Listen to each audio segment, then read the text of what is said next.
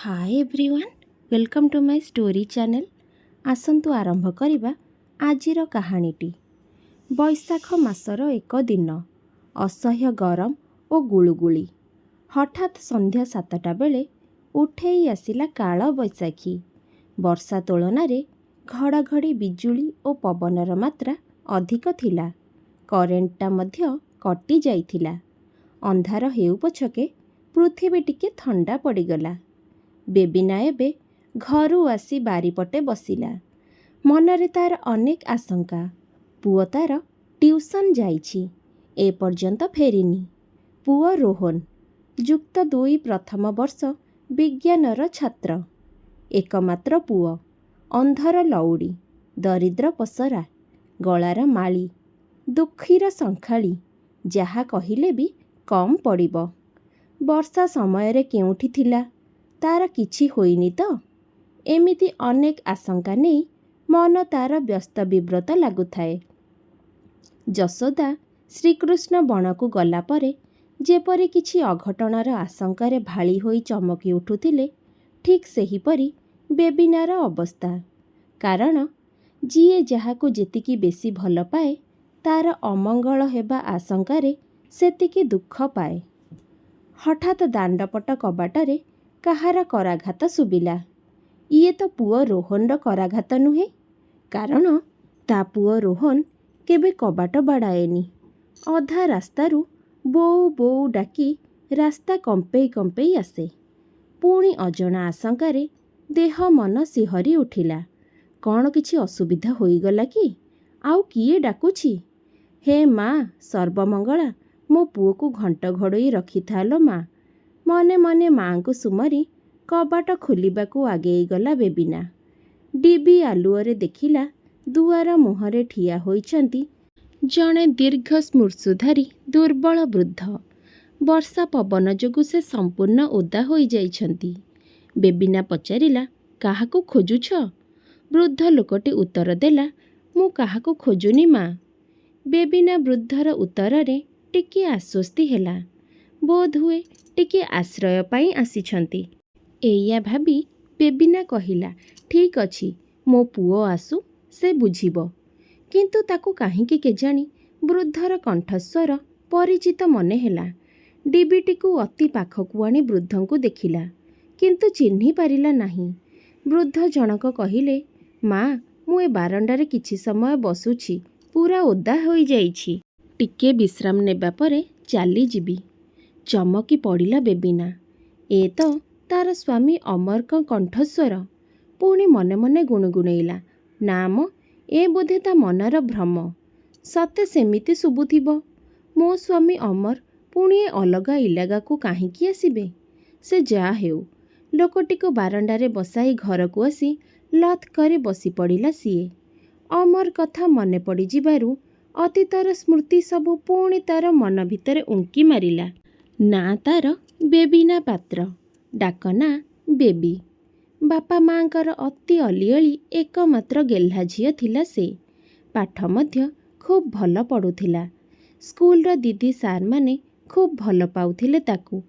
Matric रे first class पाई college रे पाद देला बेबिना। नुआ नुआ कॉलेज लोक माने मजारे कुहंतीनी, कॉलेज गले नॉलेज बढ़े। से हिसाब रे पाठर ज्ञान सहित साठर ज्ञान मध्य बढ़िथिला तार। मन प्रजापति रे रंगीन डेणा गजरी उठुथिला एवं प्रजापति मनर आखि खोजी बुलुथिला भ्रमरर सान्निध्य। प्रतिदिन कॉलेज जिबा आसिबा बाटरे अमर सह देखा हुए तार। अमर पढ़ा सारी कॉलेज पाखरे मोबाइल दुकानटीए करिथाए। जिबा आसिबा बाटरे प्रतिदिन 4 चक्षुर मिलन, देखा साक्षात ओ कथाबार्तारू आरंभ होइथिला प्रेम। उभय उभयंको दिने न देखिले पागल प्राय होई पड़ुथिले। समय गड़ी चलिला। ता सहित दुहिंका प्रेम कहानी मध्य डेणा मेले कॉलेज सारा घूरी बुलिला। एकथा आउ काहा आगरे अछपा होई रहिला नाही। शेषरे कानकू कान होई बेबिनार परिवार लोकंक आगरे जाई कथाटी पड़ी जाइथिला। ता परर घटना आउ देखे किए? आरंभ होई जाइथिला अकथनीय निर्यातना बेबिना उपरे। ଆଜି ପର୍ଯ୍ୟନ୍ତ ଆମ ସମାଜ ପ୍ରେମକୁ ଗ୍ରହଣ କରିନି। ଏମାନେ ତ ଭିନ୍ନ ଜାତିର। ସବର୍ଣ୍ଣ ଝିଅ ସାଙ୍ଗରେ ଅସବର୍ଣ୍ଣର ପ୍ରେମ, କ୍ଷତ୍ରିୟକୁ ବାରିକ। କିନ୍ତୁ ପ୍ରେମ ନିକଟରେ ସବୁକିଛି ହାର ମାନିଥିଲା ସେଦିନ। କେହି ରୋକିପାରି ନଥିଲେ ନଦୀକୁ ସାଗରରେ ମିଶିବା ପାଇଁ। ପ୍ରେମରେ ଅନ୍ଧ ପ୍ରେମୀ ଯୁଗଳ ସମସ୍ତଙ୍କ ଆଖିରେ ଧୂଳି ଦେଇ ମନ୍ଦିରରେ ବିବାହ କରି ଆସିଥିଲେ। ବେବିନାର ବାପା ମା ବହୁତ ରାଗିଥିଲେ ସେଦିହିଙ୍କର ନିଷ୍ପତ୍ତିରେ ଓ ବେବିନା ସେମାନଙ୍କ ପାଇଁ ମରିଗଲା ବୋଲି କହି ସମସ୍ତଙ୍କ ସାମ୍ନାରେ ମୁଣ୍ଡ ଧୋଇ ଗାଧେଇ ପିଣ୍ଡ ତର୍ପଣ କରି ଶ୍ରାଦ୍ଧ ମଧ୍ୟ ଦେଇ ଦେଇଥିଲେ। ଆଉ ବଞ୍ଚିଥିଲା ଯାଏଁ ତା ମୁହଁ କେବେ ବି ଚାହିଁବିନି କହି ଶପଥ ବି ନେଇଥିଲେ ସର୍ବ ସମ୍ମୁଖରେ। ଏ ତ ଗଲା ବେବିନାର ବାପଘର କଥା। ଆଉ ଶାଶୁଘର କଥା ଭାବିଲା ବେଳକୁ ବେବିନାର କପାଳରେ ବିନ୍ଦୁ ବିନ୍ଦୁ ହୋଇ ସ୍ୱେଦ ଝରି ପଡ଼ିଥିଲା। ଜନ୍ମ କଲା ପିତାମାତା ଯେତେବେଳେ ତାର ଶ୍ରାଦ୍ଧ କରିଦେଲେ ସେତେବେଳେ ସେ ଶାଶୁଘର ଲୋକଙ୍କଠାରୁ କାହିଁକି ଭଲ ଆଶା କରିବ? ବାହା ହୋଇ ଘରେ ନ ପଶୁଣୁ ଶାଶୁ ନଣନ୍ଦଙ୍କ ତିରସ୍କାର ଆରମ୍ଭ ହୋଇଯାଇଥିଲା। ଘର ଭିତରକୁ ପ୍ରବେଶ କରିବାକୁ ଅନୁମତି ଦେଇନଥିଲେ ସେମାନେ। ହାତେ ଲମ୍ବର ଓଢ଼ଣୀ ଟାଣି ମଝି ଦାଣ୍ଡରେ ନିଧାଘର ପ୍ରଚଣ୍ଡ ରୌଦ୍ରତାପରେ ସେମିତି ଖାଡ଼ା ଖାଡ଼ା ଅଖିଆ ଅପିଆ ଠିଆ ହୋଇଥିଲା ସିଏ ସାରା ଦିନ। ଶେଷରେ ଗାଁ ମୁରବୀମାନଙ୍କର ନ୍ୟାୟ ନିଶାପ ଆଉ ଶ୍ୱଶୁରଙ୍କ ହସ୍ତକ୍ଷେପ ଫଳରେ ସେ ଘର ଭିତରକୁ ଯାଇଥିଲା। ଘରେ ପଶିବା ପରଦିନଠାରୁ ହିଁ ସବୁ କାମ କରିବାକୁ ପଡ଼ିଥିଲା ତାକୁ। ସେଥିରେ ପୁଣି ଶାଶୁ ନଣନ୍ଦଙ୍କ ଖୁଣ୍ଟା, ତାଙ୍କ ପୁଅକୁ ଫସେଇ ବାହା ହୋଇଯାଇଥିବାର ଅଭିଯୋଗ। ଛୋଟଲୋକ ଘରର ଝିଅ ବାପାକୁ ଯୌତୁକ ଲାଗିବ ବୋଲି ୟାର ତଣ୍ଟି ଚିପି ନ ମାରି ଆମ ପୁଅ ବେକରେ ଘଣ୍ଟି କରି ଝୁଲାଇ ଦେଲେ। ଏହି ଆକ୍ଷେପକୁ ସହିବା ବେଳକୁ ଅସହ୍ୟ ହୋଇ ପଡ଼ୁଥାଏ। ଝିଅଟିଏ ସବୁ ସହିପାରେ, କିନ୍ତୁ ନିଜ ବାପା ମାଆଙ୍କୁ କିଏ ଗାଳି କଲେ ସେ ସହିପାରେ ନାହିଁ। ବାପା ମା ତାକୁ ଯେତେ ପର କରିଥିଲେ ମଧ୍ୟ। କେବଳ ସେତିକି ନୁହେଁ, ଅମର ଆଗରେ ସବୁବେଳେ ତା ନାଁରେ ମିଛ ସତ ବି କହୁଥିଲେ ଏବଂ ଅମର ସାଙ୍ଗରେ କେତେବେଳେ ବି କଥାବାର୍ତ୍ତା କରେଇ ଦେଉନଥିଲେ। ଏପରିକି ଶୋଇବା ଘର ମଧ୍ୟ ଅଲଗା ଥିଲା। ଅମର ଥିଲା ପିତୃମାତୃ ଭକ୍ତ ବାଧ୍ୟ ସନ୍ତାନଟିଏ। ପାଟି ଖୋଲୁନଥିଲା ସିଏ କେବେ ବି। କେମିତି ବା ଉଠେଇବ ତାର ପ୍ରତିବାଦର ସ୍ୱର? ପରିସ୍ଥିତି ତାକୁ ବାଧ୍ୟ କରିଥିଲା ଚୁପ୍ ରହିବା ପାଇଁ। ଚାରି ଭଉଣୀ ତା ଉପରେ ଥାଇ ସବୁ ଭଉଣୀଙ୍କଠୁ ସେ ସାନ। ଭଉଣୀମାନେ କେହି ହାତକୁ ଦି ହାତ ହେବା ପୂର୍ବରୁ ପରା ସିଏ ବେବିନାକୁ ନେଇ ପଳେଇ ଆସିଛି। ପାଟି ଖୋଲିବା ମାତ୍ରକେ ମାଆକୁ ମିଶେଇ 5 ଜଣ ଯାକ ମିଶି ଘାଇଲା ବାଘୁଣୀ ପରି ତା ଉପରେ ମାଡ଼ି ବସନ୍ତି ସମସ୍ତେ। ବିଚରା ଅମର ଡରି ମରି ଚୁପ୍ ରହିଯାଏ। ସବୁର ଫାଇଦା ଉଠଉଥାନ୍ତି ଶାଶୁ ଆଉ ନଣନ୍ଦମାନେ। ଦୁଃଖ ସୁଖ ଭରା ମଣିଷ ଜୀବନ। ଦୁଃଖ କେବେ ହେଲେ ସବୁଦିନ ରହିନଥାଏ, କି ସୁଖ ମଧ୍ୟ ସବୁଦିନ ରହିନଥାଏ। ସେମିତି ହୋଇଥିଲା ଦିନେ।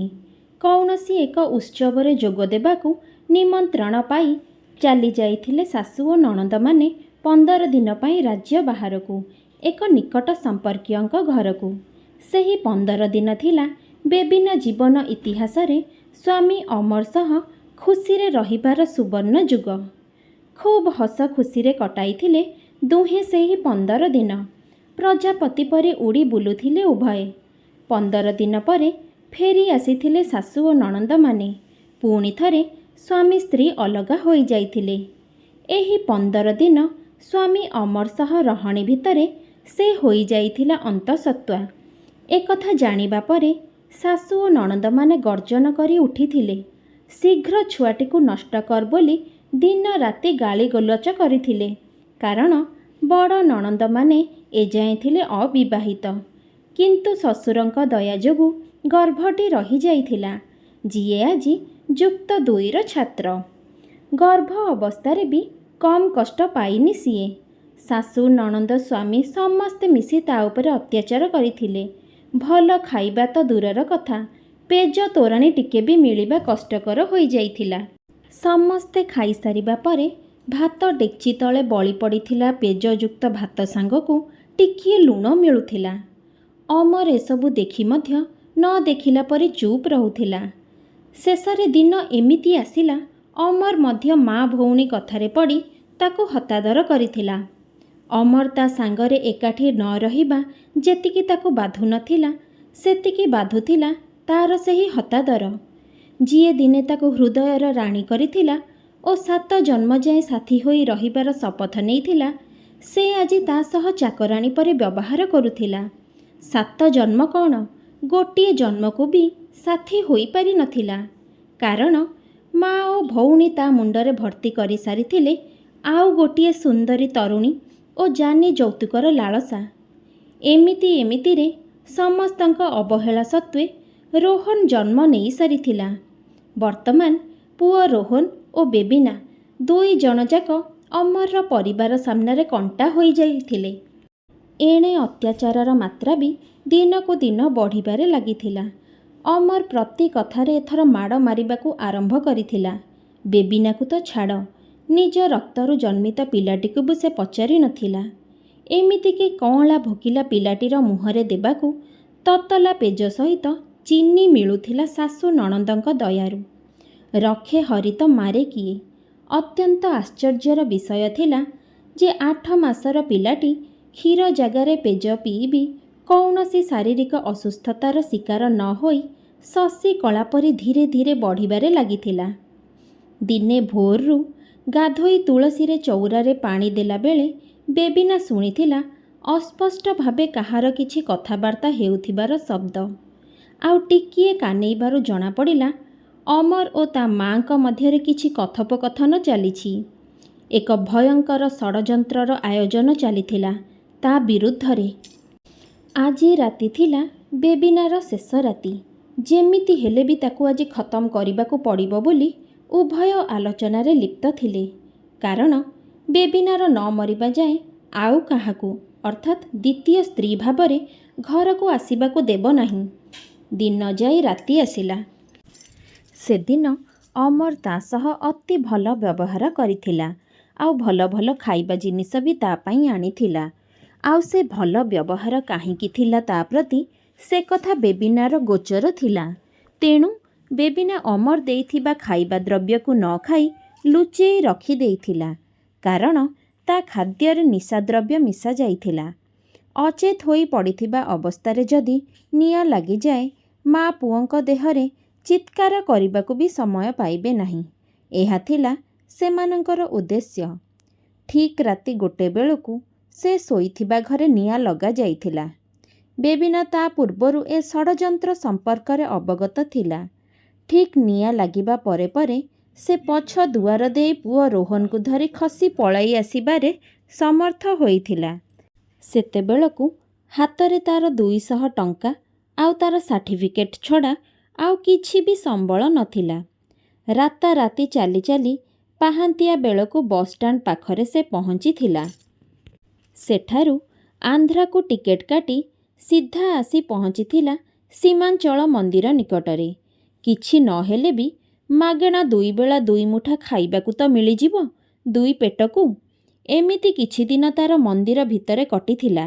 କାରଣ ସେଠାରେ ତାକୁ ମାଗଣା ରହିବା ଓ ଖାଇବା ମିଳିଯାଉଥିଲା। ଭିକ୍ଷାବୃତ୍ତି କରିବାକୁ ଲଜ୍ଜା ଲାଗିଥିଲେ ମଧ୍ୟ ପୁଅକୁ ମଣିଷ କରିବା ପାଇଁ କିଛି ପଇସା ଆଶାରେ ଜଣେ ଗ୍ରାଜୁଏସନ୍ ଛାତ୍ରୀ ହୋଇ ବି ଭିକାରୀଙ୍କ ମେଳରେ ବସିଥିଲା ମୁହଁକୁ ଲୁଚେଇ ମନ୍ଦିର ସାମ୍ନାରେ। ସେହିଦିନ ସେ ହୃଦୟଙ୍ଗମ କରିଥିଲା ନିଜ ଇଚ୍ଛାରେ କର୍ମ କରିଥିବାର କୁପରିଣାମ ବିଷୟରେ।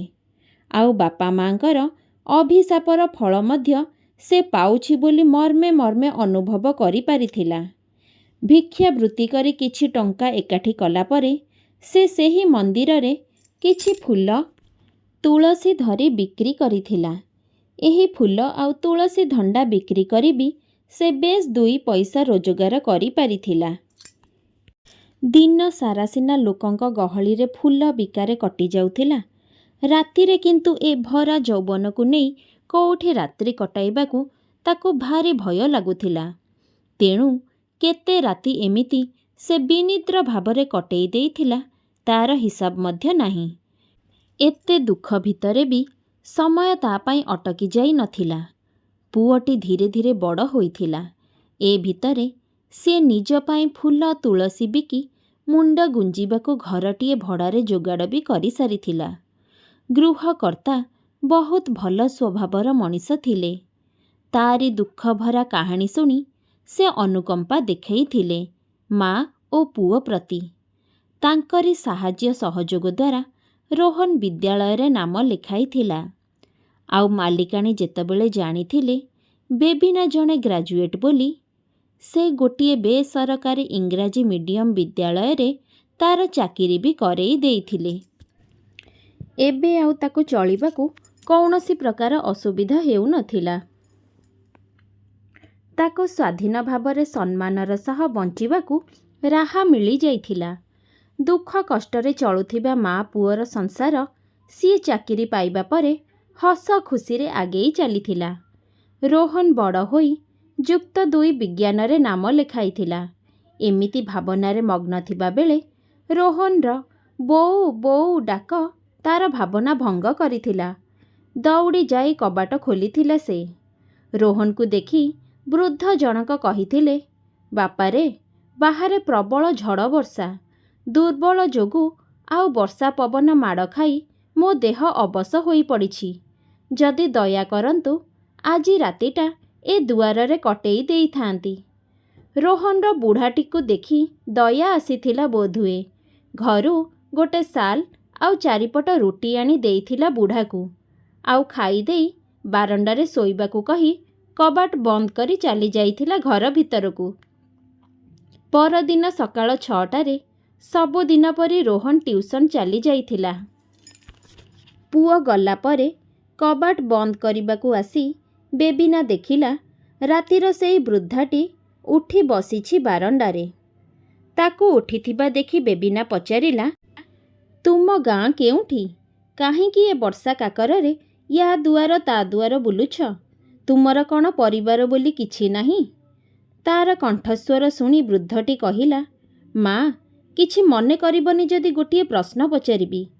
ବେବିନା ହଁ ଭରିବାରୁ ବୃଦ୍ଧଟି କହିଲା, ମା, ତୁମ କଣ୍ଠସ୍ୱର ମୋତେ କାହିଁକି ଅତି ପରିଚିତ ଭଳି ଲାଗୁଛି। ହଁ, ଠିକ୍ ମୋ ବେବିର କଣ୍ଠସ୍ୱର ପରି। ବେବି?